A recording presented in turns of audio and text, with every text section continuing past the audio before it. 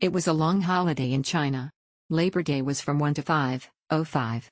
Luckily, there were not many people. We went to the inner palace but couldn't walk any further, so we walked out first. But overall, it was very spacious. We could walk around all day without getting bored. There were many places to take pictures. Even though there were many people, there were still places to hide. If anyone dressed as a princess or prince came to take pictures, it would be very cute. There were booths selling food at the riverside park. The trip was easy. On the day of the appointment, we went late, so we missed the tour. But we saw the tour guide John doing his job perfectly, standing and telling the history of the palace.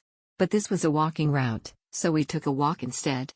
For those who bought tickets from Klook, you can open a voucher to enter the gates in the app. Both the entrance gate, must enter at the north gate, and the inner palace gate. We went with my husband and child. You can park your stroller in front of the gate, but there was no staff to take care of it because we spent almost half an hour in the palace. When we got back, the stroller and the stuff in the stroller were still there, but I recommend bringing a baby carrier because you have to lift the stroller up and down at some points. Next time, I might have the chance to buy a ticket to get on and off the boat. It should be a good experience. Donna was a great guide. Her English was really understandable. We did a few tours while in China where the guide's English wasn't understandable. We preferred the Summer Palace over the Forbidden City. We went in the first week of spring when it was still cold and had no blooms, but it was still really beautiful. Donna gave a great explanation and didn't walk too fast, which gave us a chance to take some great photos. She also found places for us to sit while she explained things. 100% recommend this tour. We received the QR code a few days before the scheduled trip. We were late for the 2 p.m. meetup with the guide as we came from the Great Wall, so we just entered the Summer Palace by having the QR code scanned. I now know why the Summer Palace is a must-visit attraction in Zhengzhou. Even in winter, the scenery is incredibly beautiful. And the guide is so cute and kind. All the other tourists were foreigners and we were the only Koreans, but our tension melted away when he joked around in Korean.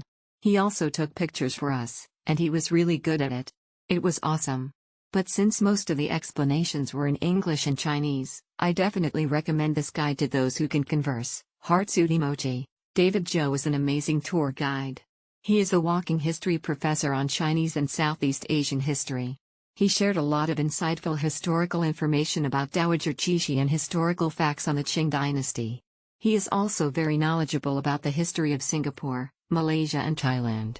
Overall, a very insightful tour.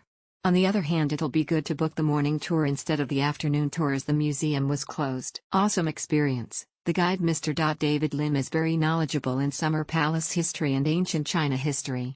He can explain all the history and story behind every famous spot in detail. He also knows the best possible path to go through the massive palace. I highly recommended Mr. David for future travelers to be immersed in the great Summer Palace story and history. Kathy was extremely knowledgeable and filled the tour with interesting insights about the palace and gardens. She looked after us in the 39-degree heat and always looked out for shade. She had 2 groups of English and Chinese and was able to accommodate both really well over the course of the tour. Well worth the trip. Good thing I booked this ticket with the inclusion of a guide. I will surely not know all the entrances where the QR code is being used every time if I am alone. I doubt there is only one entrance. The guide is also very helpful in pointing out where to take good pictures and will even assist you if you ask them. You will also meet new acquaintances on the tour, sharing your travel experiences in Beijing. Our guide, Tina, was incredibly knowledgeable and informative, patiently following the pace of the group. We decided to spend additional money on a boat ride across the lake, which cost around 16 Singapore dollars.